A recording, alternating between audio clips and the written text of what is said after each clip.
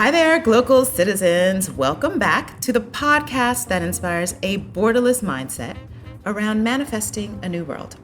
I am your host, Florence Adu, coming to you from the Achimota area of Accra. I have another live interview I'm so excited for with the lovely young woman who is just so dynamic. I'm just so happy that my network has brought us together. Another Local Citizens guest has brought us together, and she's in Accra deciding if this is her next city. So we're hoping that we've made a good impression on her. So let me get to her bio. She is a former refugee from South Sudan, resettled in the United States with her family. She has worked with various immigrants, migrants, refugees, indigenous communities, and women groups, both domestically and internationally. She is a notable international speaker and an advocate for displaced communities. Her advocacy work took her to the White House during President Obama's term in office. She has hosted cultural events and facilitates dialogue on conflict resolution, anti-racist race relations, and peacebuilding. She's also a mediator and teaches mediation, conflict coaching, restorative justice, and conflict transformation. Nyamal Tutdeal. Hi. Welcome to the podcast. Oh, thank you for having me. I feel like just saying, I don't know, you guys don't utilate in West Africa. We utilate in East Africa all the time. Tell the audience what utilate is. So in the Nuer culture, in the South Sudanese culture, so I happen to be Nuer, and the Nuer people are at the border of Ethiopia and South Sudan. So I'm a border.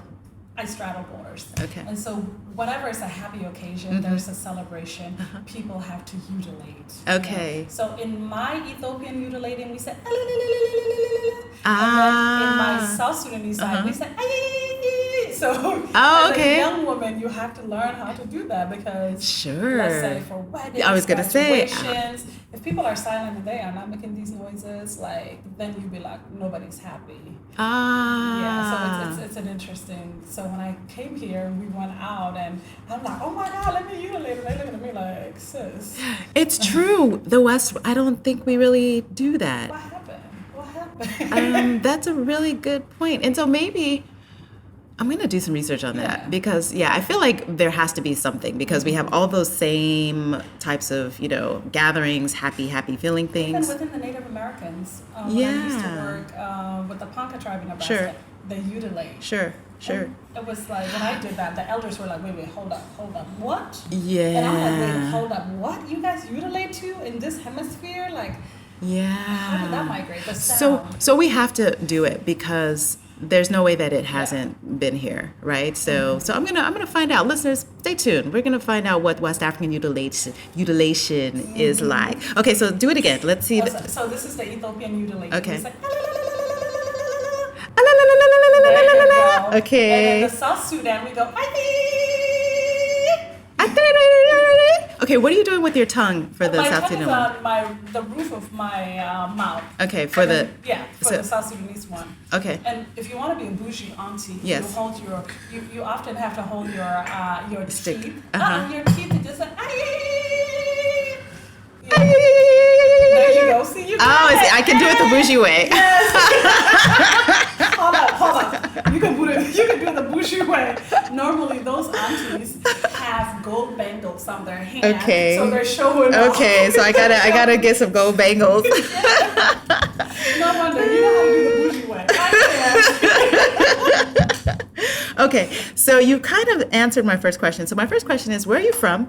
Where are you local? And what is your craft?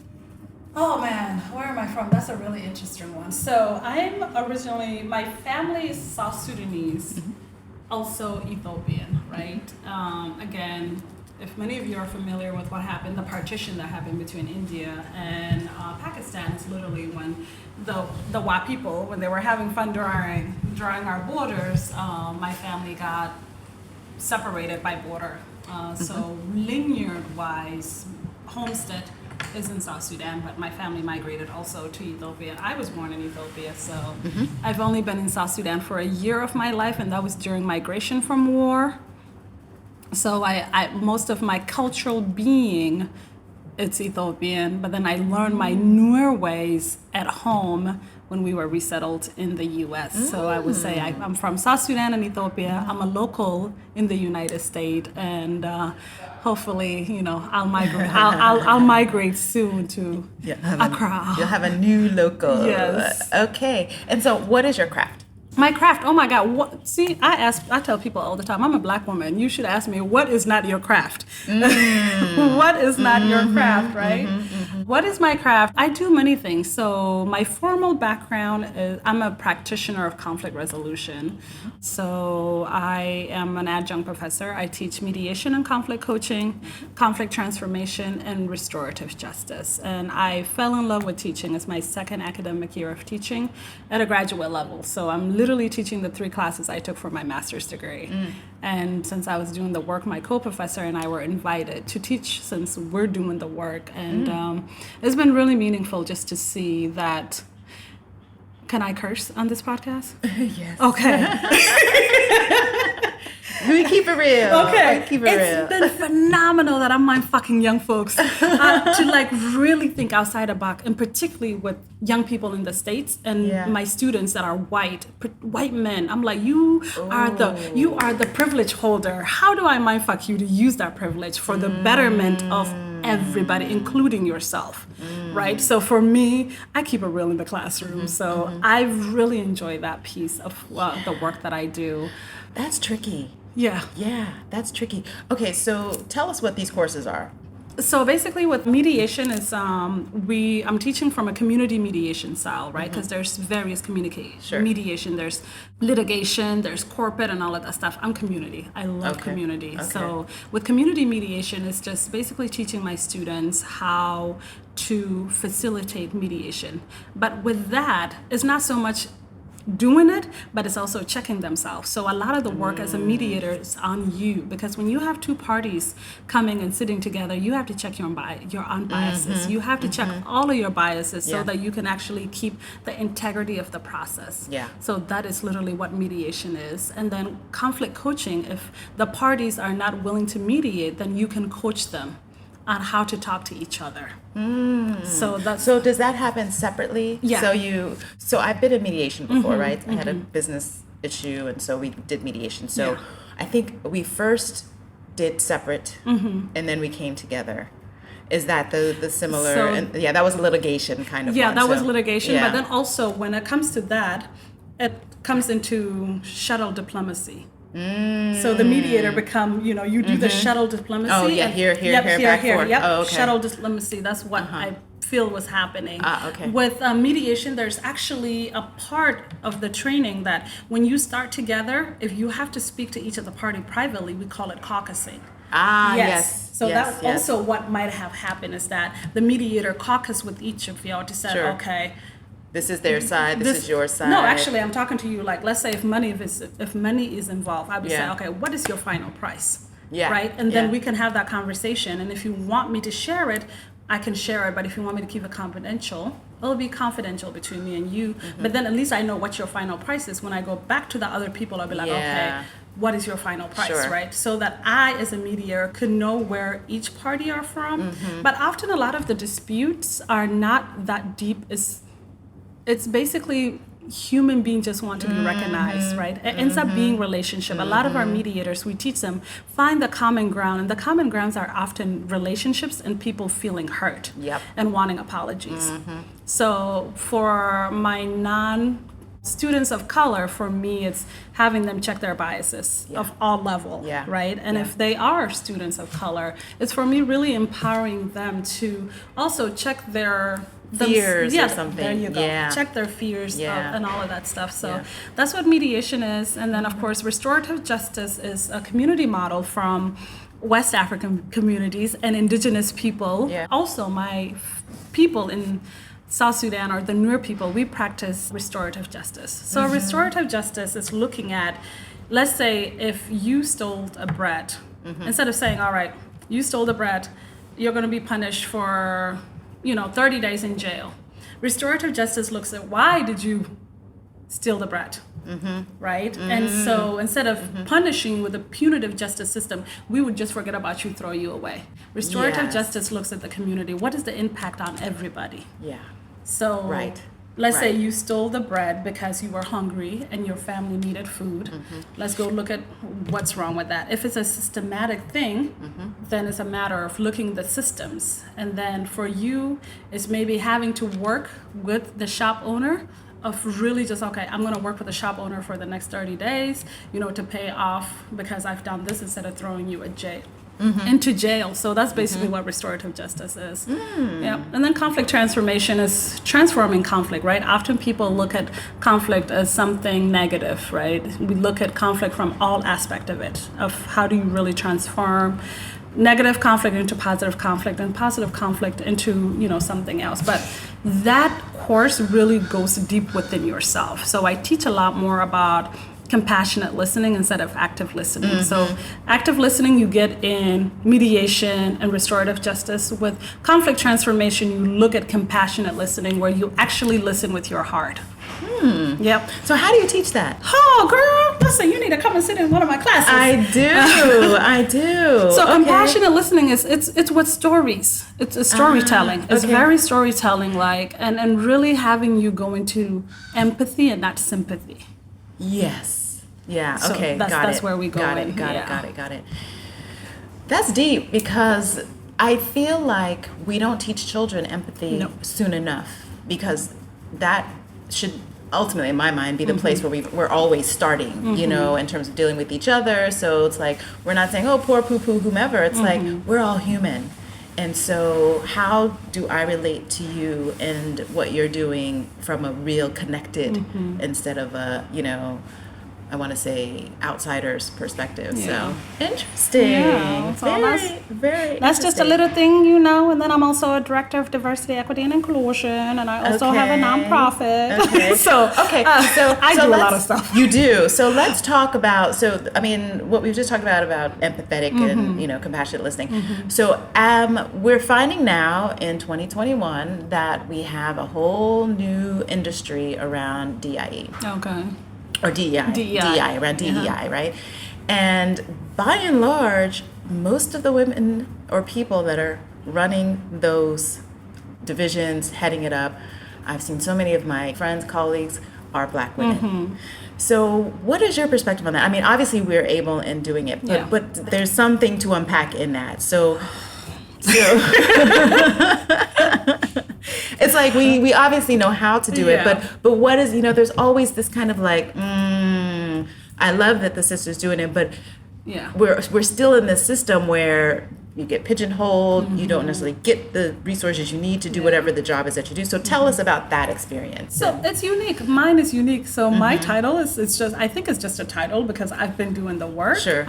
So with this organization that I'm working with, we started a conversation like a year prior that I even got on.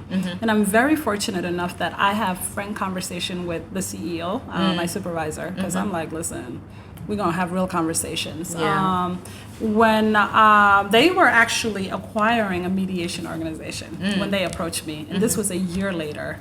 And when we started the conversation, I used to work for the city of Philadelphia as a gambling coordinator, and then they were one of my providers in doing evidence-based programming in the school system.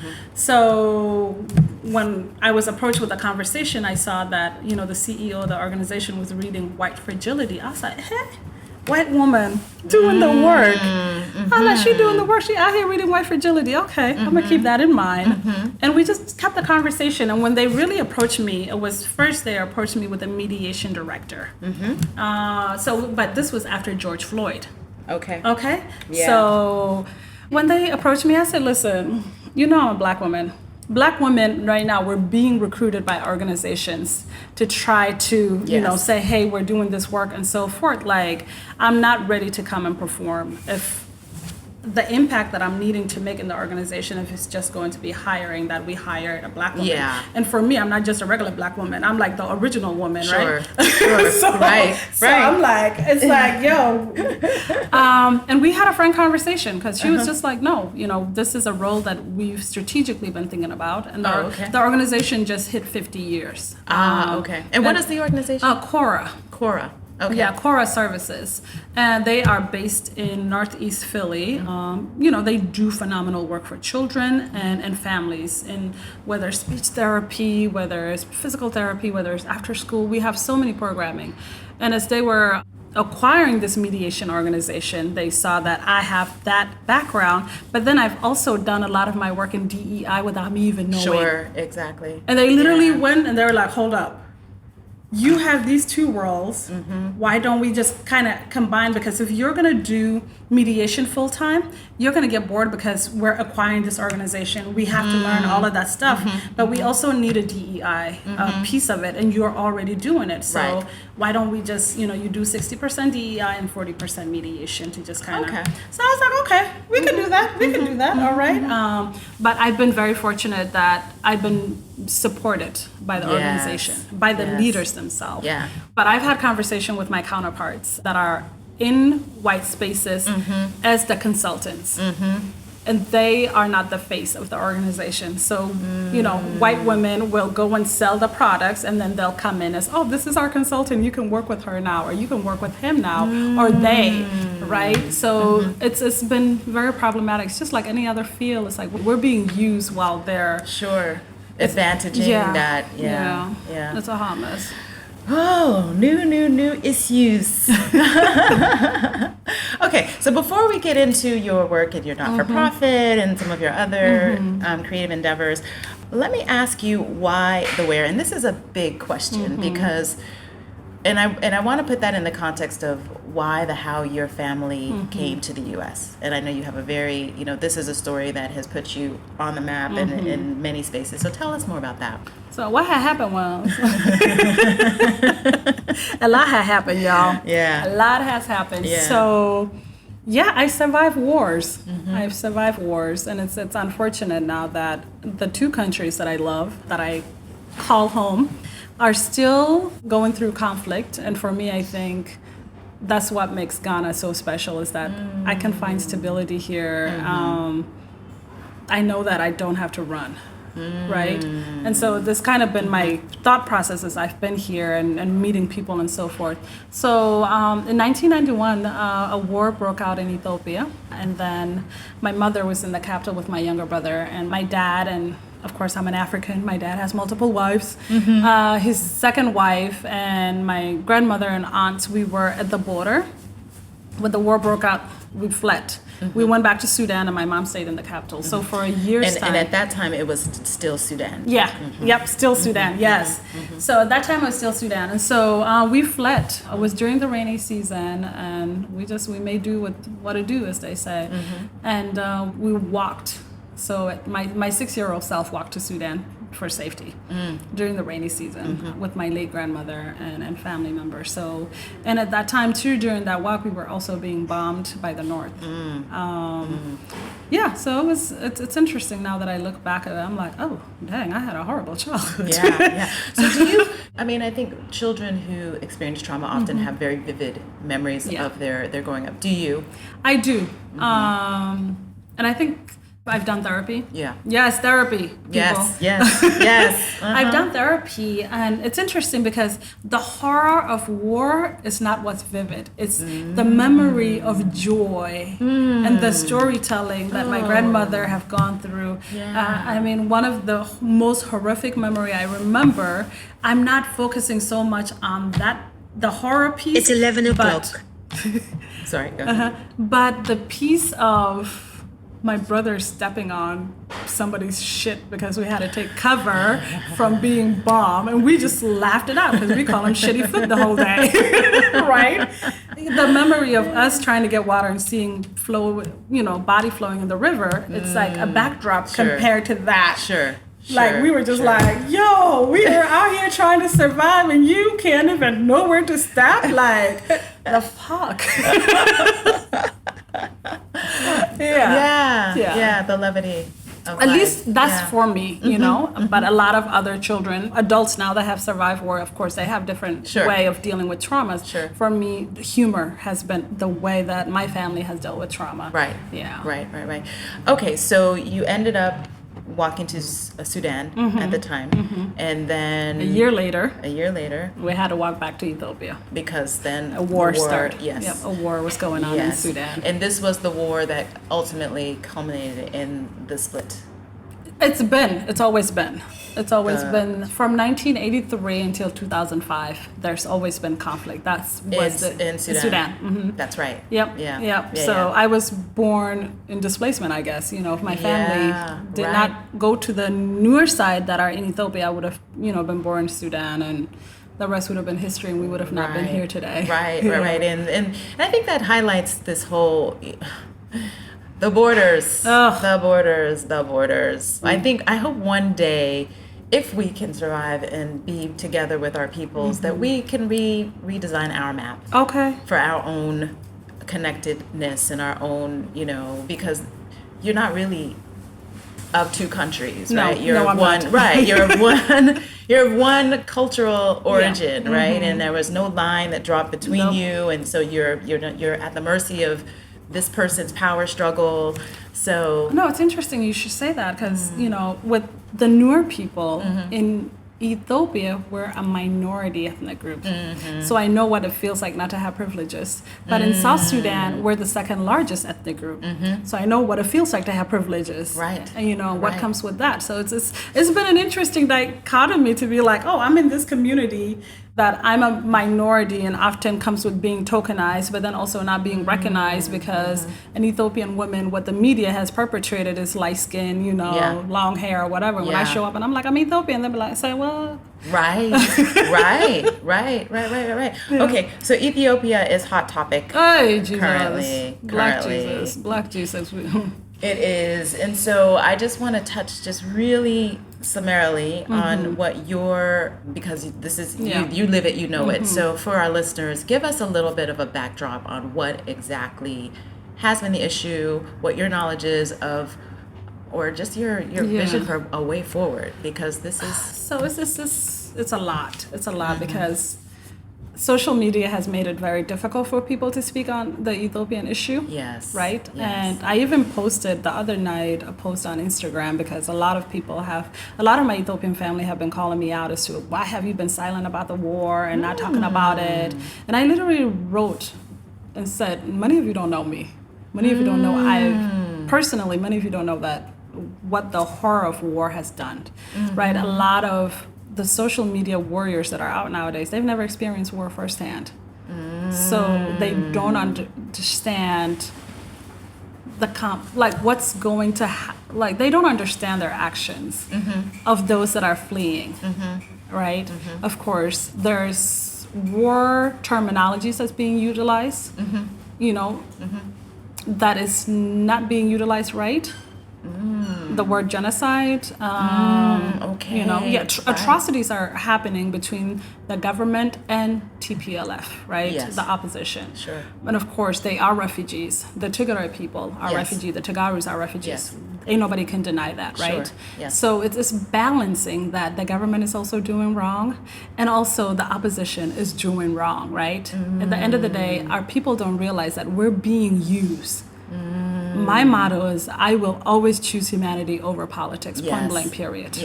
Point blank period. But right now it's like, the war has been so politicalized, like the politics piece of it. Sure. And then of course, as African, it's been ethnic, right? It's been tribal. Sure. Now people are identifying with their tribal identity. Sure. Right? Sure.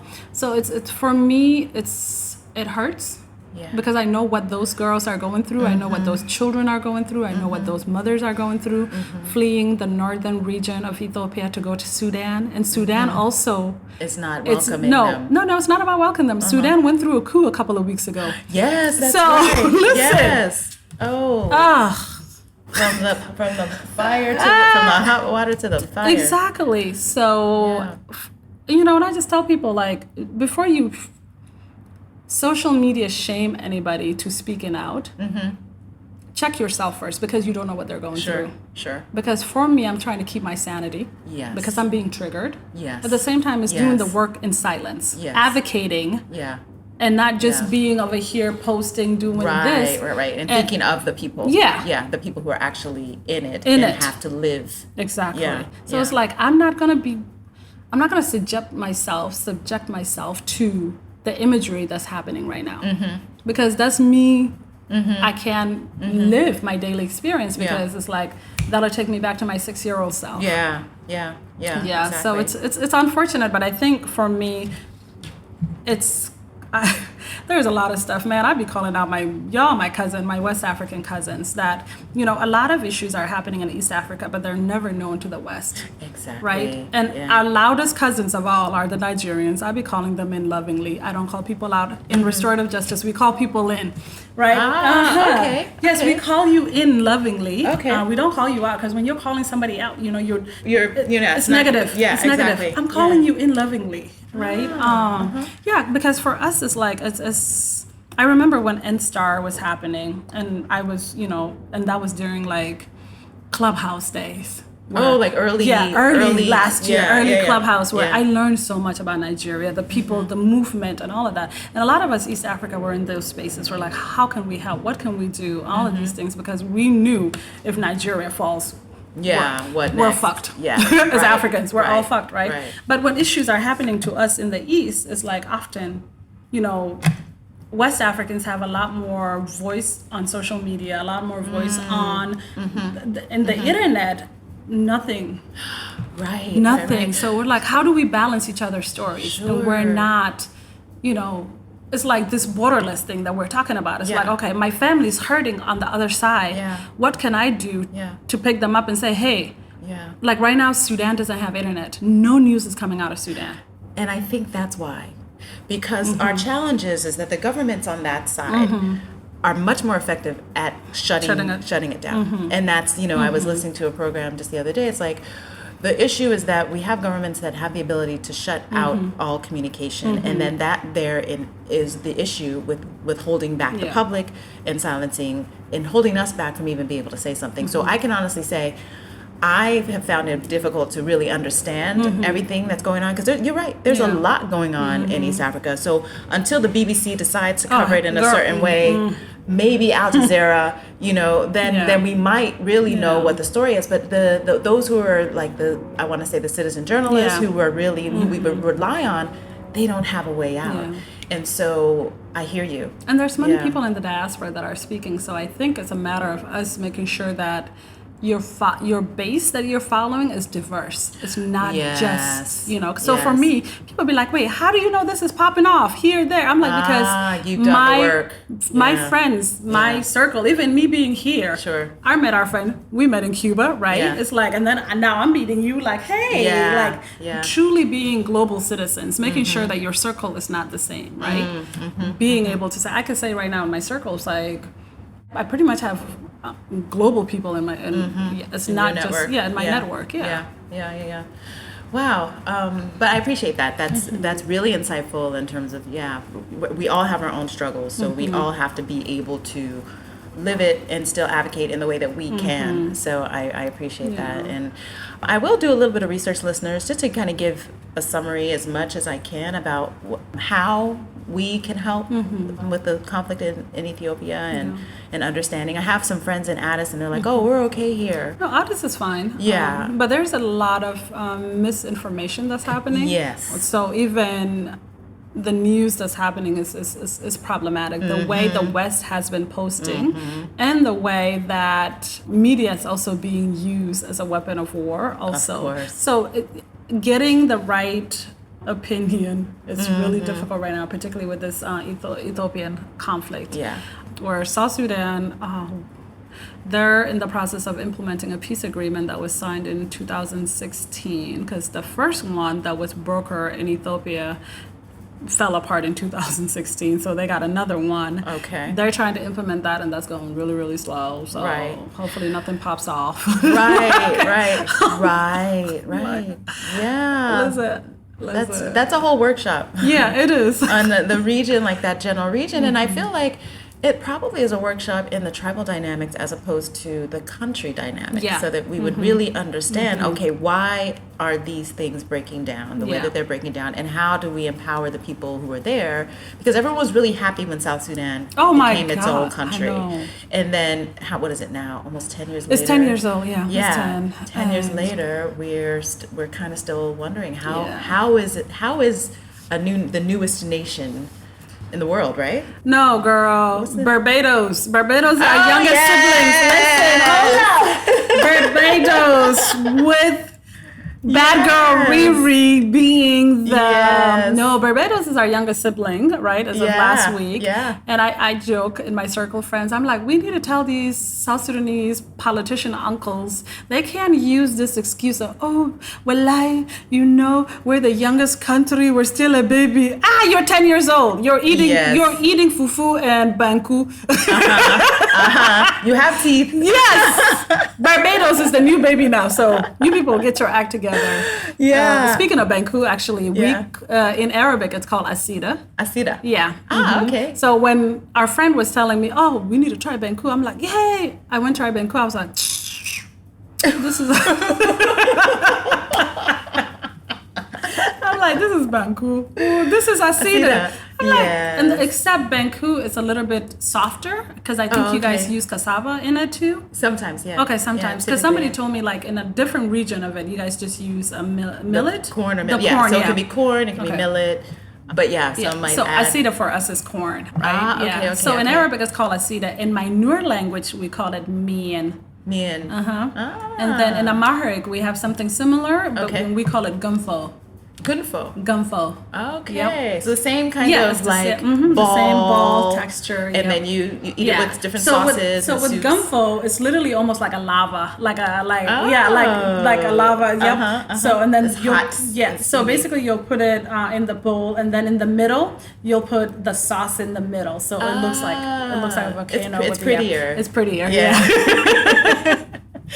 Yeah, it's prettier. So wait, so you have banku with what? So we do with okra. Stew. We do okra stew. Do?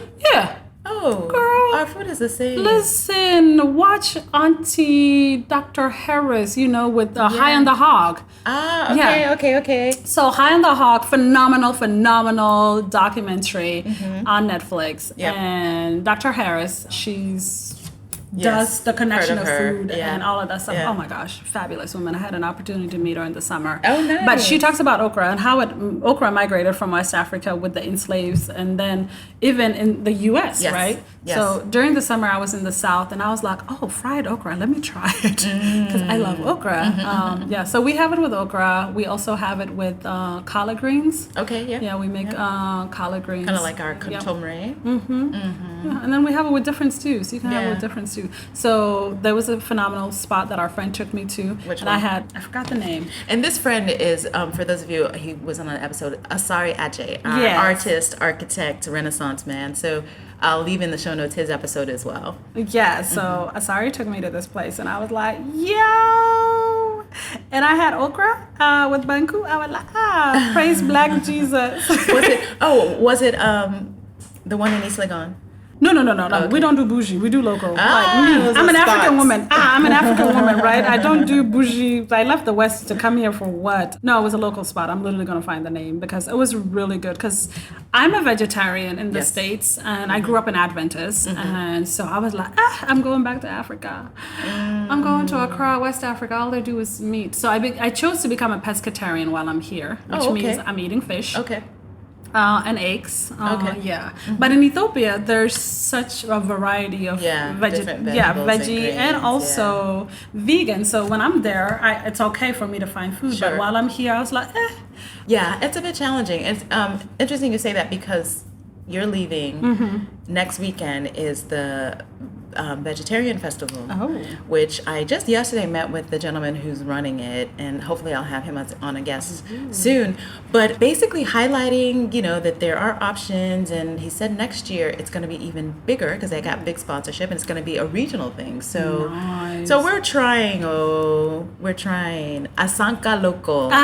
Okay. Asanka Local is where I went. Oh my God, I had the best okra soup with banku. Okay. I didn't know you guys do soup and stews differently. So I like the soup style. I like the soup style. Yeah. And it was really nice. Okay. Yeah. Okay. And you did it have fish in it? No, I had fish in it. Yeah, I had fish Okay. in it. Yeah, Okay. I had fish in it, Okay. yeah. Okay. So I'll have to check that out. Yes. Me, I can't eat corn, so I can't eat banku. Oh.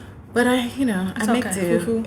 No. Oh, no fufu either. I just don't like fufu. Ah! I mean, quite honestly, and I know exactly. I'm such a like. I've turned into an African. I know, and fufu is like one of my father's favorite dishes, and we ate it. This is what happened. Okay. Growing up in the U.S., fufu was not the fufu. No. It was mashed potatoes. Exactly. And so it was lighter, easy to swallow. Yeah. It's fine, right? I have an issue with you people swallowing food. Oh, the swallow. I was swallow like, what? Food. They were like, swallow. I'm like, no, I'm going to try. Like, the other day I was telling Asari, I was like, ooh, I did it twice. I swallowed twice. I'm like, we grew up with chew your food, taste your food, right? Now you want me to swallow it? Yeah, it's a strange phenomenon. So, growing up, you do the swallow. And then coming here, I just was like, it's heavy. Mm-hmm. And not to be diet friendly, but it's like just extra calories. Like it doesn't, I love the soup though. I love soup, but just to have the calories for that purpose, which I mean, I don't live a lifestyle that I need the calories, but I can totally see how and why that is the way that we eat it. Yeah. I'm not dissing it. It's just not it's survival food. That's exactly. It's survival food. That's the same thing with Asida. It's survival food. Like exactly. Yeah. So so I just want to wrap up the why the where because I want to find out where you landed and how that experience was. Are you people ready? So what had happened again is that my family had after we reunited, we lived in Addis Ababa for several years, and then we had an opportunity to come through a refugee case. So my mother used her South Sudanese identity. And then at the time, my younger brother was sent to Germany for medical work. He needs a prosthetic. He was born with one leg shorter than the other.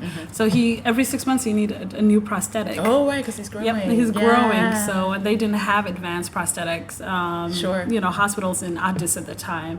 And they were like, well, we can adopt him out. My mom was like, not today, Satan. Not today. Yes. No. So we were able to get on the refugee case. And so our process took maybe almost 3 years. Because on an average, it takes 7 years for a refugee to get out of a refugee camp. Wow. So for me, I consider myself actually one of the luckiest ones. Like I spent a little bit of my upbringing in a refugee camp, but that's because by choice. My father was a judge, so he was sent to a camp to do conflict resolution, and my mom worked for the World Food Program at the time. Oh, wow. So that's why I spent most of my formative years in a refugee camp. Oh, okay. So unlike some of South Sudanese that are still in refugee camps today, Kakuma being one of the famous ones, Penyeduk in Ethiopia is one of the other ones too.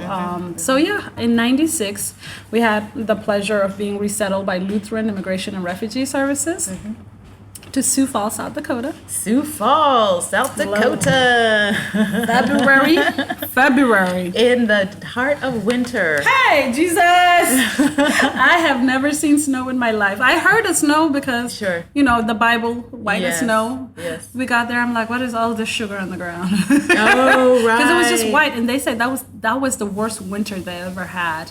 Wow. I was like, wow, okay. Y'all just gonna drop us off.